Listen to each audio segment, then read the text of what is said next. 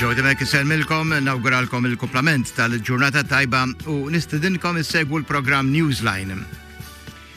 Il-mixi huwa wieħed mill-iktar eżerċizzi importanti u meta jiġu organizzati mixjiet għal għanijiet filantropiċi, allura l-esperjenza tkun isbaħ. F'pajjiżna għandna wkoll il-komunità ta' trekking imsejħa Xirkamini Malta. Hija membru wkoll u tiforma parti mill-Federazzjoni Ewropea. Dina il-Federazzjoni se torganizza l-Assembleja annwali tagħha din is-sena f'Malta bejn l-24 u 26 ta' dan ix-xahar. Apparti din l-Assembleja, Xirkamini se torganizza wirja tal-arti minn 4 artisti li għamlu mixjiet partikolari. Miegħi fl-istudio għandi li Sur James Portelli li huwa il-fundatur ta' Xirkamini Malta. Insellimlek James. Insellimlek lilek u l-semmija. James, tina ftit aktar tarif dwar Xirkamini Malta għalli ma skop twaqfet u x'avvenimenti torganizza għal membri tagħha bbażati fuq dawna il-mixjiet. Tajb, Xirkamini hija għaqda ta' nies individwi li kollha f'ħajjithom iddeċidew li jimxu bdejna pratikament bil-kamini ta' Spanja, il-Kamini de Santiago. Però minn dawk imbagħad imxejna l-kamini oħra bħal Celtic Ones, l-Ingilterra, l-Irlanda u nħass il-bżonn li bħala individwi għanna ninaqdu faqda nirreġistraw voluntary organization biex jekk inkunu kol anka nissebħu ma' organizzazzjoni toħra bħalna fl-Ewropa. Ġifieri l-membri tagħkom huma dawk li għamlu jew qegħdin jagħmlu dawna l-mixjiet partikolari. Daqshekk. X'involvi il-mixjiet li torganizzaw intom bħala organizzazzjoni? Għandna mixjiet Malta u għandna mixjiet barra. Il-mixjiet ta' Malta ħafna minnhom norganizzawhom lan tagħhom huwa training biex wieħed jitrejnja naqra cardio, jimxi daqsxejn iktar jaġġel, jimxi daqsxejn iktar fit-tul għal meta jkun se jmur barra. U norganizzaw. Nippreparaw, daqshekk. U meta mbagħad immorru barra, ikollna kammini ta' minn 3 ijiem, minn 5 ijiem, minn ġimagħtejn, minn forsi xahar. F'pajjiżi diversi fejn għandek inti daw il-kammini huma ħafna minnhom pellegrinaġġi storiċi, tipo ta' Santiago, ta' San Franġisk, ta' Canterbury u oħrajn. Fil-ġranet li ġejjin se tiġi f'Malta dina l-Assembleja Annwali tal-Federazzjoni Ewropea. Forsi qabel ma nitkellmu dwar l-Assembleja nitkellmu dwar l-Federazzjoni Ewropea? Vera bħala membri tagħha? Mela le, storikament daw il-membri Ewropej kollha kienu membri tal-Federazzjoni fi Spanja, għaliex l-iktar waħda qawwija ovvjament kienet il-Federazzjoni tal-Organizzazzjoni Ewropej tal-Camino de Santiago. Però peress li illum il-Camino de Santiago u kammini oħra storiċi ingħataw valur kulturali fuq livell ta' l-Unjoni Ewropea u anke tal-UNESCO, inħass il-bżonn li tingħaqad Camino Europa Compostela tisseħ li hija organizzazzjoni llum il-ġurnata reġistrata Brussell, il-Belġu fih dan li hu, minħabba li għandhom bżonn ikunu viċin anka ta' fondi u proġetti li għandhom xaqsmu mal-Camino għaliex hija elevata f'livell ta' anka interparliamentary groups fih dan li hu. Ġifieri llum il-ġurnata ssibu diversi pajjiżi oħrajn, u organizzazzjonijiet bħalkom ssibu wkoll f'din il-federazzjoni. Daqshekk fil-fatt għall-konferenza minn il-konferenza ta' Malta se jkollna 24 organizzazzjoni minn 16 il-pajjiż li se jkunu rappreżentati Malta. U dawn kollha għandhom l-istess skop, l-istess għanijiet fil-ħidma tagħhom. Daqshekk. Kammini storiċi fl-Ewropa jekk neskludu ta' Santiago hemm xi 50. Il-Ġermanja, Svizzera, Belġju, l-Ewropa ċentrali, l-Italja, Franza, Spanja oħrajn. Allura ovvjament hemm ħafna organizzazzjonijiet li kollha għandhom l-istess għan li bażikament huwa ta' mixi min isjaħlu green tourism, min isjaħlu slow tourism, min isjaħlu fate tourism. L-iskop ta' dawn għal-mixjiet. L-għan tagħhom xi tkun. Mela, għalkemm l-għan oriġinali kien wieħed reliġjuż, ġifri n-nies kienu jimxu għal post qaddis, għal santuarju, illum il-ġurnata l-għanijiet huma diversi. Hemm min jagħmlu għanijiet filantropiċi u jiġbru l-flus għal xi karità li jkollhom għall-qalbhom, hemm min jagħmlu purament għal għanijiet ta' sport bħala sfida li jirnexxilhom jimxu 100, 200, 700, 1000 kilometru fuq medda ta' żmien, hemm min jagħmlu għall-int soċjali għax huwa mod kif inti kif jgħidu bl-Ingliż you switch off f'ċerta postijiet meta mixi fil-kampanja l-mobile ma jaħdimx tindimx, m'għandekx distractions. U hemm min jagħmlu għal skop reliġjuż ukoll u hemm min jagħmlu għal skop spiritwali usa minn dak reliġjuż biex isib lilu nnifsu. Ġifieri l-iskopijiet huma diversi, però l-mixja hija waħda. Però l-mixjiet huma għandhom distanzi differenti, ġvera, mhux kulħadd jiflaħ għal ċertu distanzi ta' mixjiet. Daqshekk. Kemm tippreparaw mill-membri tagħkom? Aħna nħarsu li minn żewġ naħat meta nippreparawhom, ċerta mixjiet ikollhom bżonn dik l-istamina allura nidlu aħna l-kardio. Allura mixjiet osra, meta jintu osra ta' satej jew forsi 3, pass maġġel, xi ftit tlajja, xi ftit turġien biex dak li jkun jipprepara l-qalb tippompja għal meta jkollhom xi tella naqra jibsa. Mbagħad anke nagħmlu ġranet jew warlof sinar sħiħ jew filgħodu sħiħ 4-5 sigħat fej wieħed jidranka jimxi iktar fit-tul.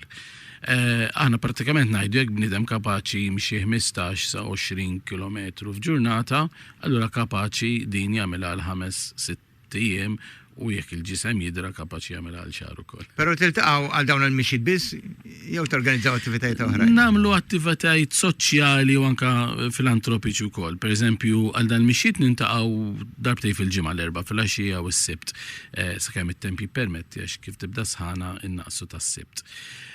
Però mbagħad anke nintaqgħu forsi għal għanijiet soċjali fil-għaxija kultant get together u almenu darba fis-sena wkoll nagħmlu attività li tkun ta' karità, aħna nsejħula l-Inner Harbor Charity Drive fejn nies meta jagħmlu x-xirja tagħhom tal-miliet jixtru basket żejjed ta' affarijiet vari, ma niġbrux flus, niġbru oġġetti u nqasmuhom lid-djakonija fl-Inner Harbor area ta' Malta li mbagħad jitqasmu lis-sorijiet jew lill-familji bil-bżonn. James, pajjiżna huwa żgħir ħafna.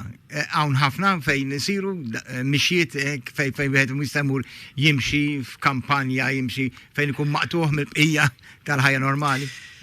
Meta jkollna itinerarju bħal tagħna nispeċċaw nirrepetu ftit mixjiet mhux ħażin.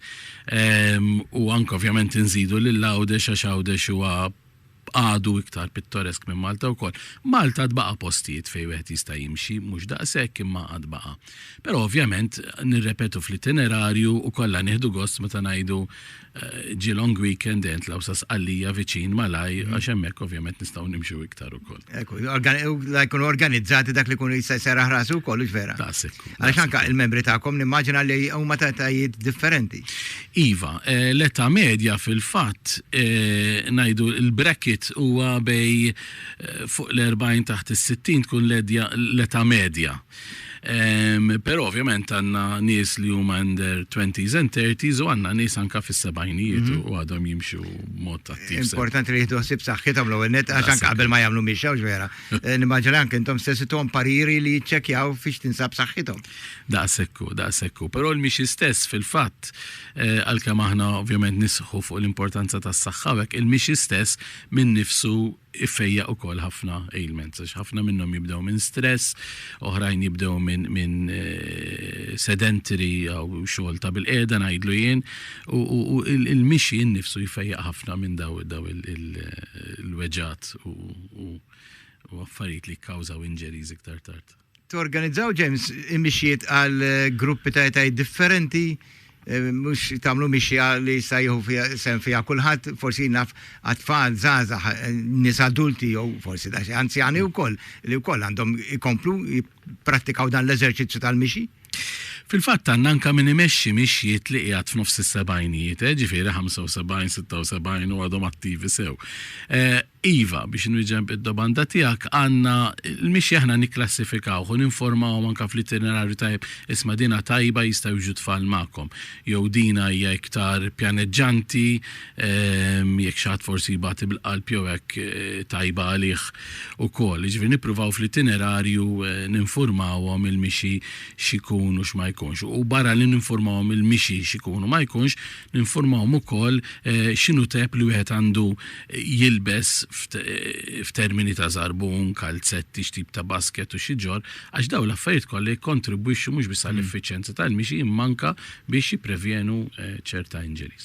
Semmejna wkoll fl-introduzzjoni James il-wirja tal-arti minn 4 artisti differenti, artisti li anke huma membri tagħkom, mhux vera. Fiex tikkonsisti din l-wirja? Li se ssir bħala parti mill-attivitajiet ta' matul l-Assembleja Annwali tal-Federazzjoni. Daqsekku. Il-wirja hija mit-19 sa 26 ta' Mejju se ssir fil-Mużew tal-Posta il-Malta Postal Museum li qiegħed triq l-Arches of il-Belt fil-sala l-kamra li tissejjaħ Ellis Room. Se tinfetaħ fl-10 ta' filgħodu it-19 ta' Mejju. L-artisti huma għandna lil Fade Gerard John, Mikalef li huwa artist veteran li huwa b'saħħtu ħafna fl-astratt. Għanna l-artisti ħor veteran u veteran mhux biss bħala artisti manka fleta għax illum kważi qarreb il-80 sena li huwa Joe De Bono, bniedem magħruf ukoll anke fil-medja li dana mexa l-kamino tagħna. Kolli nkorġeru għabizom 80 għalix mexa l-kamino maħna fil-2015 u dak iż-żmien tiġa kellu 72 sena. Però dal-kammino tant kemm impressjonaħ li pinġa mill-mixja tiegħu ċerta pitturi u baqa' wkoll ipinġi dat-tip ta' pajsaġġi meta jimxi b'mod astratt. Mbagħad għandna żewġ artisti oħra li għadhom żgħar f'termini ta' esperjenza ta' arti, però bħala pellegrini ilhom ħafna jimxu wkoll il-kammini. Waħda tpinġi fi stil li jgħidulu naiv, il-stil pjuttost iktar modern, u għanna wkoll dikja Cynthia Farr, u mbagħad barra Cynthia għandna lil Tiziana Farrugia li bdiet mill-ikoni u mbagħad mill-ikoni mxiet anka fuq pajsaġġi u tpinġi mostly tnej li huma acrylics u watercolor. Ġifieri il-mixjiet stess ispirawhom. Għall-arti vera. Daqsekku. U fl-exhibition ukoll se jkollna facsimile copy tal-Codex Calixtinus. Il-Codex Calixtinus huwa ktieb li nkiteb fit-12 seklu u huwa l-iktar travelogue antik li jeżisti. Għax dan kiteb biex jispjega l-pellegrinaġġi vari li waslu sa Santiago. Fortunati li daġġi minn private collection li nistgħu nesibuh hemmhekk ukoll għax huwa limited edition, u fost hekk ukoll xi ħaġa iktar personali se nesibixxu wkoll djarji ta' pellegrin li kien mexa ħafna mill-kamini ta' Santiago, illum madux magħna Adrian Strickland, però Adrian li kellu da meta kien jimxi barra li kien iżomm id-djarju jikteb ġurnata b'ġurnata l-journal, peress li kien b'saħħtu ħafna f'dik li la tpinġija ta' emblemi eraldiċi. Kull darba li jara xi emblema ta' xi re jew xi emblema ta' xi dukat Spanja kien ipoġġu jpinġihom bl-Indian Ink. U għandna da djarji tiegħu li huma imprezzabbli għalija li l-familja tiegħu selfitomna biex anke nesebuhom f'dil exhibition. Waqdina l-wirja. James, messaġġ tiegħek anke għal min jkun jixtieq jissieħeb magħkom għaliex illum qegħdin nirrealizzaw kemm il-mixi huwa importanti, però huwa mixi wkoll b'mod partikolari u iktar organizzat. Min jixtieq jissieħeb magħkom x'irid jagħmel? Biex jissieħbu magħna aħna għandna s-sit elettroniku li huwa xirkamini.org. Ġifri hemm il-membership form jispjega l-attivitajiet li għandna, l-itinerarju u jagħti anke tips oħra fuq mixi hekk. Bħala organizzazzjoni aħna organizzazzjoni volontarja, ġifieri għandna membership fi baxxa li nużawha biex immantnu mixjiet li għandna Malta, tajjeb li nsemmu ma semmejniex dil, però semmejna meta tkellimna darb'oħra qabel li aħna nedejna l-itwal Camino de Santiago li għandha Spanja li jibda minn Malta jaqsam Sqallija, Sardenja u jasal sa Compostela. U ovvjament aħna bil-membership fees niġbru nużawhom biex nimmantjenu il-waymarks u s-signs li għandna fit-triq.